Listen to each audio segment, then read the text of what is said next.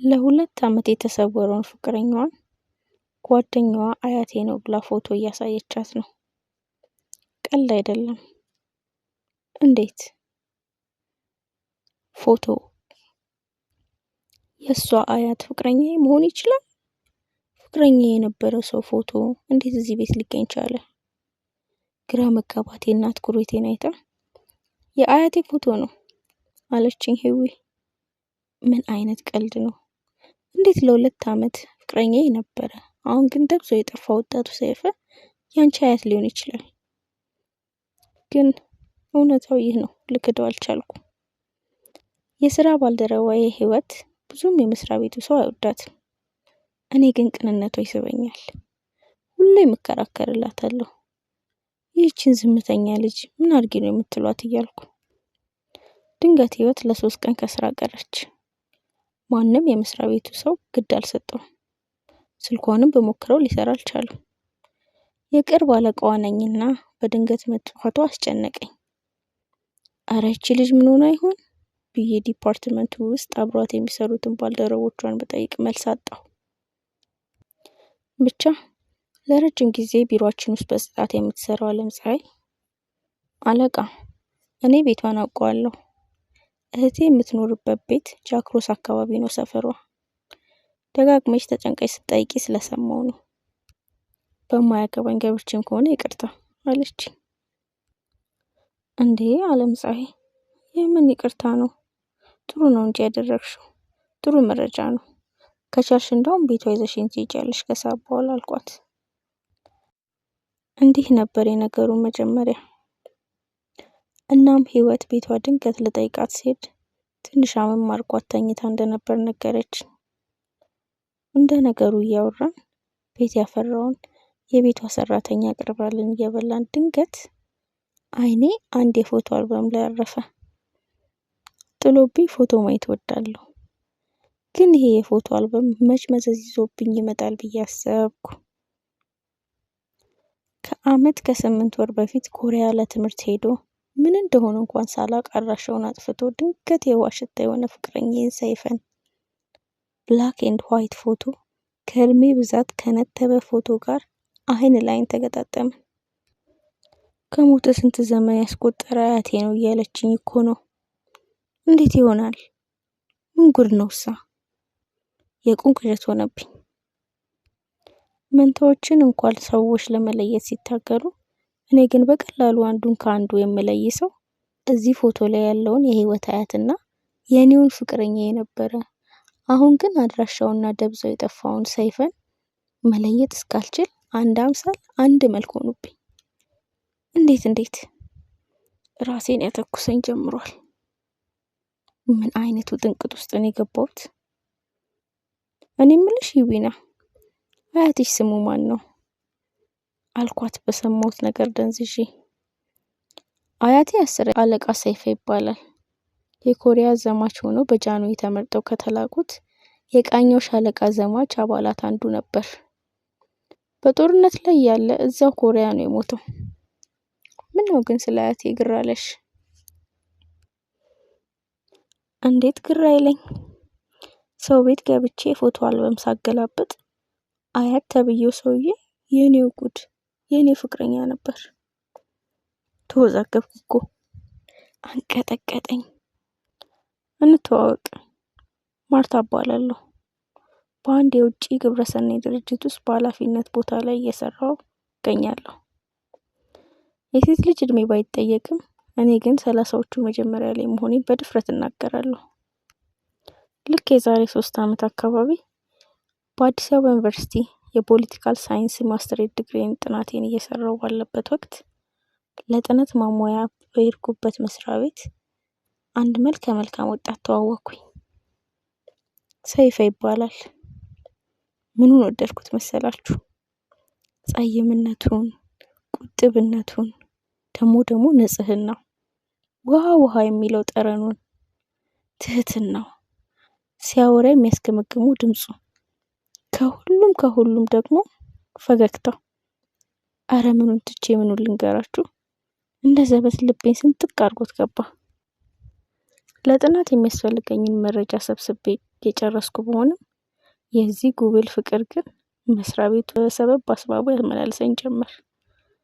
እሱ ራሱ አንድ ቀን ለአንድ ጉዳይ ፈልጌሽ ነበር፣ ምሳን እየበላን እናውራ እስካለኝ ቀን ድረስ ፉዞ ሆኜ ነበር።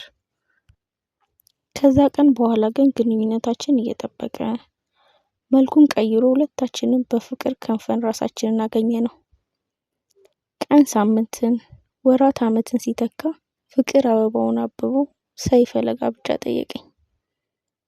አንቺማ ትምህርት ስትይ ትዳሩንም ረሳሽው ያሉኝ ቤተሰብ ዘመድ ወዳጅ በድንገት የሰርጌ ውሳኔ ግራ ተጋቡ።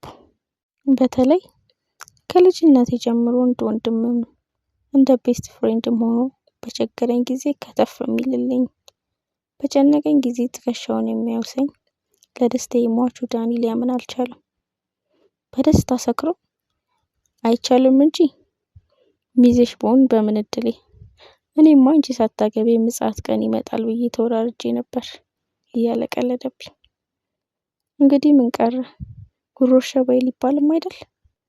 ዓለም አለፈሽ ለማለት ቀን ቆርጠን እያለ ድንገት ሰይፈ በመስሪያ ቤቱ በመጣለት የትምህርት እድል ወደ ኮሪያ መሄድ እንዳለበት ነገረኝ። ሰርጉስ? ማርቲና 1 አመት ብቻ እኮ ነው፣ እባክሽ እሺ በይኝ። ለረጅም ጊዜ ስመኘው የነበረ የትምህርት እድል ነው፣ እባክሽ። ምን እንደምለው ግራ ገባኝ። 30 እንደፍኛለሁ። የልቤን ሰው አገኘው ብዬ ቤሎ ማማረጥ ስጀምር ጉድ ነው የመጣብኝ። የሆነ ሆኖ ህልሙን ላጨነግፍበት አልፈለኩም። እድሜ ሮጦ የት ሊደርስ። ተስማማን። ከአመት በኋላ ሲመለስ መጋባት እንችላለን። ኤርፖርት ሄጄ ሸኘሁት። ከዛ በኋላ ግን ሰይፈ የውሃ ሽታ ሆኖ ቀረ። ኤርፖርት እንደተሰናበትኩት አልጻፈም፣ አልደወለም። እምነቴን ቃሌን ጠብቄ በታማኝነት ጠበቅኩት። ጊዜው ነጎደ። ሰይፈ የውሃ ሽታ ሆነ። ሀዘኔን ውጪ ከሰው መቅረብ ፈርቼ ይኸው በሞተ ተስፋና በተከፈለ ልብ ነጋ ጠባ በሩን እያየው ባለሁበት ሰዓት ከስራ ድንገት የቀረችውን ህይወትን ለመጠየቅ በሄድኩበት ቤት በቆየ ብላክ ኤንድ ዋይት ፎቶዎች ላይ ሰይፈን እያየሁት ነው። እሱ መስጨነቀኝ። የመስሪያ ቤታችን አባል የስራ ባልደረባዬ ህይወት ሰይፈማ ኮሪያ ለዘመቻ ሄዶ የሞተው አያቴ ነው እያለችኝ ነው። ልረሳው እየጣርኩ ነበር። በሁለት ሀሳብ ተከፍዬ በቃ ሰይፈ የሚባል ሰው ዳግመኛ ወደ ህይወቴ አይመጣም፣ ቁርጤን አውቄ ህይወቴን ቢረፍድም ሀ ብዬ ልጀምር ወይስ ጥርሴን ነክሼ ልጠብቀው እያልኩኝ በመንታ ሀሳብ ላይ እየዋለልኩ እያለ ያልጠበቅኩት ጉዳይ ገደመኝ። ህይወት እየዋሸችኝ ወይም የሆነ ያልገባኝ ጥልፍልፍ ሴራ እንዳለ ልቤ ሹክ ብሎኛል። ያለፉት ጊዜያትን ሳስበው ጭንቀቴን፣ እሱን በመጠበቅ ያሳለፍኳቸውን እንቅልፍ አልባ ሌሊቶች ሳስባቸው ዘገነነኝ። ሀሳቤ ከህይወት ጋር ቀኑን አሳልፎ ወደ ቤቴ ለመሄድ ነበር። ያን ፎቶ ካየው በኋላ ግን መንፈሴም ልቤም እግሬም አረጋለኝ። ተጣድፌ በአግባቡ እንኳን ህይወትን ሳልሰናበታት ተነስቼ ወጣሁ። ምን ያህል መንገድ ምን ያህል ሰዓት በእግሬ እንደተጓዝኩ አላውቅም። ቅልጥ ባለው ፀሐይ በደመ ነፍስ እየተጓዝኩ እያለ ብዙ ከመጓዝ የተነሳ ፀሐዩን ቀጥቅጦኛል።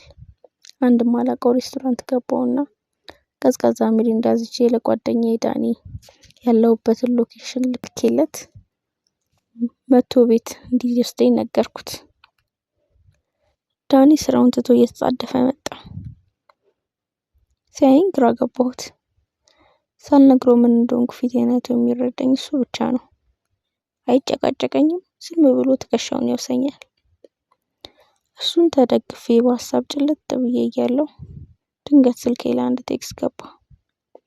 ቴክስቱ እንዲህ ይላል: ሰይፈ ማለት ማን እንደሆነ የት እንዳለ ማወቅ ከፈለግሽ ነገ ማታ አመሻሽ ላይ 12 ሰዓት ላይ ሰንራይዝ ሬስቶራንት ብቅ በይ። መምጣት ትችያለሽ? ሰንራይዝ ሬስቶራንት? ሰንራይዝ የት ነበር?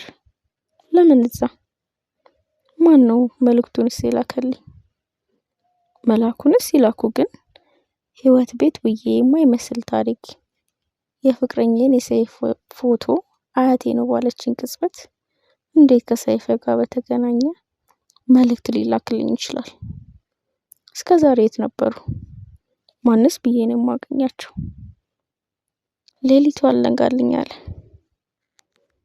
ሊነጋጋ ሲል ግን ህልም አይሉት ቅዠት ማየት ጀመርኩ።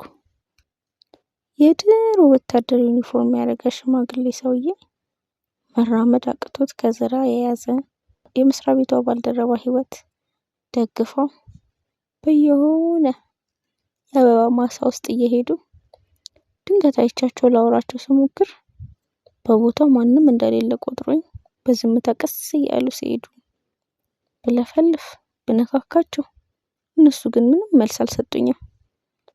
ልክ መንፈስ የሆንኩ ያህል አያዩኝም፣ አይሰሙኝም። ከቅዠቴ ስባንን ኃይለኛ ራስ ምታት ሰቅዞ ይዞኝ ነበር። ዳኒ ነገረ ስራዬ አላምር ብሎት እቤት ሜቱን ትቶ ሶፋ ላይ ነበር ያደረው። ሚለበስ እንኳን ሳልሰጠው የኔ ምስኪን ከነ መፈጠሩም ረስቼው ነበር። አይደርስ የለ ሰዓቱ ደረሰ። ሰንራይዝ ሆቴል ከሰዓቴ 20 ደቂቃ ቀድሜ ደርሻለሁ።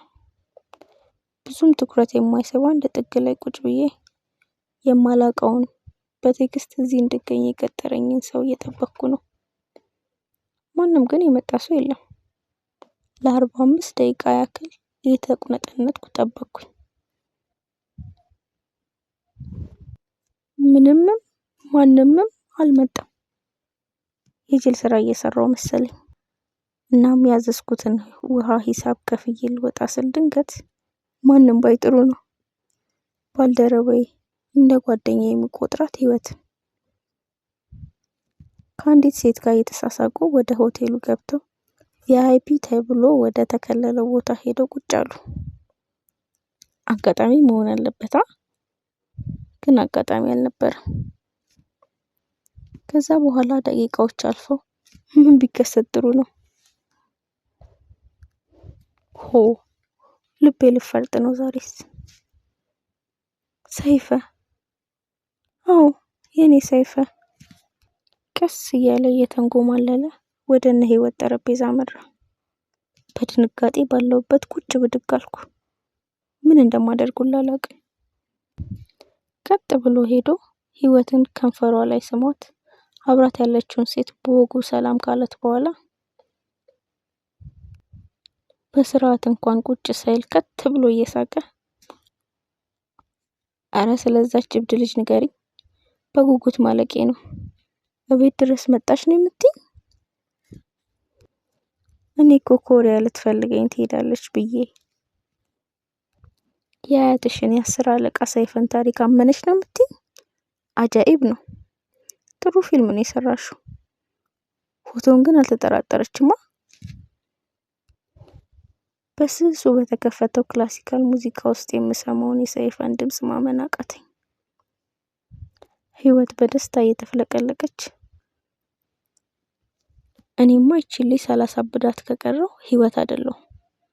መጀመሪያ እንትን ነጠቅኳት፣ ከዛን ደግሞ አለቃዬ ሆና አትቀጥልም ብዬ ቀስ ብዬ ስራውንም ነጥቃታለሁ። አይኗ እያየ ሁሉንም ነገር ታጣለች። ሃሃሃ ሰይፈ በሳቅ ያስጀባት ጀመር። በረዶ ሆንኩኝ። ፊቴ አመድ መሰለ። ለሁለቱም የቀረኝ ጥፍጣፊ ሀዘኔታም ፍቅርም አልነበረኝም። አብራቸው ያለችው ልጅ ብቻ ምንም አይነት አስተያየት ከመስጠት ተቆጥባለች። ድንገት ተነሳችና ይቅርታ መታጠቢያ ቤት ደርሼ ልምጣ፣ የእናንተ ፍቅርና ድራማ እንደሆነ ማለቂያ የለው ብላ መሄድ ጀመረች። በአይኗ አንዳች ምልክት ሰጣኝ ወጣች። አውቃታለሁ? የለም ፈጽሞ አላውቃትም። ልከተላት እያልኩ ድንገት አስተናጋጁ ከቢል ጋር አንድ ወረቀት አቀበለኝ። የምን ወረቀት ነው አልኩት ደመ ነፍሴን። አሁን የወጣችው ልጅ ናት ቀስ ብዬ እንዳቀብልሽ የነገረችኝ። ይቅርታ አጥፍቼ ከሆነ አለኝ አስተናጋጁ በትህትና። ወረቀቱን ከፍቼ ማንበብ ጀመርኩ። ሰይፈ ለትምህርት ወደ ኮሪያ አልሄድም። የሪፖርቱም ስንብት ድራማ ነበር። አንቺ ወደ ቤትሽ ስትሄጂ ከአንቺ ለመንጠቅ ሆን ብላ ካጠመደችው ህይወት ቤት ነበር የሄደው። ህይወት ቤት ያየሽው የ10 አለቃ ሰይፈ ፎቶ የአያቴ ነው ምናምን ያለችሽ ቅልጥ ያለ ውሸት ነው። ፎቶሾፕ ነው። ህይወት በሰው ነፍሰ ስጋ መጫወት የምትወድ ክፉ ሴት ናት። አያቴ ኮሪያ ዘማች ነበር፣ በዘመተበት እዛው ሞተ ምናምን ቅልጥ ያለ ውሸት ነው። ይህን በማድረጓ ሰይፈንም እዚህ ድራማ ውስጥ በመክተቷ ምን ትጠቀማለች? እንጃ። የአንዳንድ ሰው ስውር ሴራ ግራ ገብ ነው። ብቻ ትቀናብሻለች። ሰይፈ እዚሁ አዲስ አበባ አፍንጫሽ ስር ቁጭ ብሎ አንቺ ግን ኮሪያ ሄድኩ ብሎ ደብዛው ጠፋ ብለሽ ስለ ሰይፈ ስትብከነከኝ ነበር። እሱ የሷን ያህል ክፉ አይደለም፣ ግን አይረባም፣ ክብረ ቢስ ነው፣ ቅሌታም ሰው። ይቅርታ እንዲህ በማለቴ። ሁልጊዜ በጭንቀት ስትብከነከኝ ሳይሽ የሆነ ነገር አልጣመኝም ነበር። ነገሩን ስርስሬና በርብሬ ከስሩ ደረስኩበት። ያመንሽው የወደድሽው ሰው እድሜሽን ቀርጥፎ የበላው ሰው ለአንቺ ግድ የሌለው አሮጋንት መሆኑን እንድታውቂ፣ የምታዝኝላት የምትሳሽላት እንደ አለቃዋ ሳይሆን እንደ እህት የምትሳሽላት ሴት ማንነቷን እንድታውቂ ቀን እየጠበቅኩ ነበር። ይህን ማስታወሻ ስታነቢ ሁሌም የሚጎዳሽ ሰው ብቻ በዙሪያሽ እንደሌለ፣ የሚወድሽ የሚያፈቅርሽ ለአንቺ ህይወቱን ሳይሰስት ሊሰጥ የሚችል ከነፍሱ ይልቅ ሚሳሳልሽ ሰው እንዳለ እንድታውቂው ነው። አንቺ ወንድሜ ሲያሻሽ ቤስት ፍሬንድ እያልሽ የዳቦ ስም እየሰጠሽኝ፣ እኔ ግን ለዘመናት በፍቅርሽ የምናውዝ አፍቃሪሽ ነኝ። አሁን ግን ማስመሰሉ ይበቃኛል። እንደምወድሽ እንደማፈቅርሽ ለመናገር ከዚህ የተሻለ ጊዜ የለኝም። በደንብ አስቢበት። የወሰደውን ጊዜ ይውሰድብሽ። ከዘራም ይዤ ቢሆን ወደሽኝ ልታገቢ ከመጣሽ አለሁ። ግን ካልወሰንሽና ለኔ ያለሽ ስሜት ካልተቀየረ አትምጪ። ዓይንሽን የማየት ድፍረቱ የለኝም። ይህን መልእክት ያቀበለችሽ ልጅ ባታውቂያትም እውነቱ ላይ ለመድረስ ምክንያት ስለሆነችኝ ከልብ አመስግኛት። የዓመታት አፍቃሪሽ ወንድምሽ ቤስት ፍሬንድሽ ዳንኤል። ዳኒ። ተምታታብኝ። እጄ የተንቀጠቀጠ ደብዳቤውን አነበብኩት። ዝብርቅርቅ ያለ ስሜት ተሰማኝ። በዚህ በኩል ሰይፈና ህይወት ያልተለቀመ ምስር ሆኖ ጨጓራዬን ልጠውኛል። በሌላ በኩል ዳኒ የህመሜ ማርከሻ ሆኖ ሊፈወሰኝ ብዙ ዋጋ ከፍሏል። መች ዛሬ ብቻውንና ከማውቀው ጊዜ ጀምሮ ከ10 ዓመት በላይ ስወድቅ ሲያነሳኝ፣ ሳዝን ሲያጽናናኝ፣ ሲደክመኝ ምርኩዜ፣ ሲቸግረኝ አልባሽ አጉራሽ ደራሺ፣ በምን ልከፍለው እችላለሁ ውለታውን? ዳኒ የህይወቴ ብርሃን። እንኳን እድሜ ነግዶ ያኔ ድሮ ሀሳብን ነግረኸኝ ቢሆን ገና ድሮ አግብቼ ነበር። ከ6 ወር በኋላ ድል ባለ ሰርግ ወንድሜ የምለውን ቤስት ፍሬንዴን ዳኒን አገባሁት። ታይቶ በማይታወቅ ክቡር ሰርግ እንደ ንግስት አንቀባሮ እያኖረኝ ነው። ፍቅርንስ እሱ ያፍቅራት። ሴትን ልጅ መንከባከብን እሱ ይንከባከብ። ምን አጎደለብኝ? የወንድ ቁና እለት እለት ፍቅሩ እየጨመረብኝ ጣዖት ሊሆንብኝ ምን ቀረው? በዚህ ልክ እንዴት ሰው መልአክ ሊሆን ይችላል?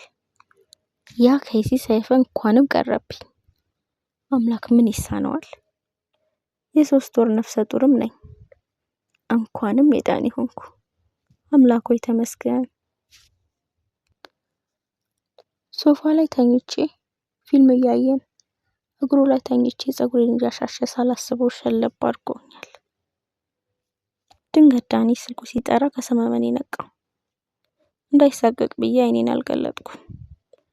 ቀስ ብሎ እንዳልነቃበት ትራስ አመቻችቶልኝ ተነስቶ ስልኩን አንስቶ እያወራ ቀስ ብሎ መሄድ ጀመረ። ያወራቸውን ነገሮች ግን ጆሮዬ ሊያምን አልቻለም። ሄሎ ሰይፈ። ማነኝ ነው የምትለው? ደስ ባለ ሰዓት የምትደውለው? ምን አይነት ሴራ አስበህ ነው? ይኸውልህ ለመጨረሻ ጊዜ ነው ማስጠነቀቅ። ላንተም ለዛች ህይወት ተብዬዋም የመጨረሻ ክብያችሁን ነገ ያለህበት ድረስ ቼክ እልካለሁ። ከመጀመሪያው ከኮሪያው ድራማ ጀምሮ ያንተን ደብዛ ለማጥፋት የከፈልኩ ብር ስንት እንደሆነ ታውቃለህ? አሁን ለመጨረሻ ጊዜ 2.5 ሚሊዮን እከፍላችኋለሁ። ከዛ በኋላ ግን በመንገዴ ብትቆሙ እመነኝ ከምድረ ገጽ አጠፋችኋለሁ ያልኩ መቼም ገብተዋል። በተለይ ማርታ ዳግመኛ እንዳታገኛችሁ። ህይወታችሁን ሲኦል ነው ማረገው። ታውቀኛለህ ደግሞ። በአንድ የስልክ ጥሪ በሰከንድ ህይወታችሁን ልነጥቃችሁ እችላለሁ። በፍቅሬ ቀልድ አላውቅም። ቶሎ ብላችሁ ከሀገር ውጡ።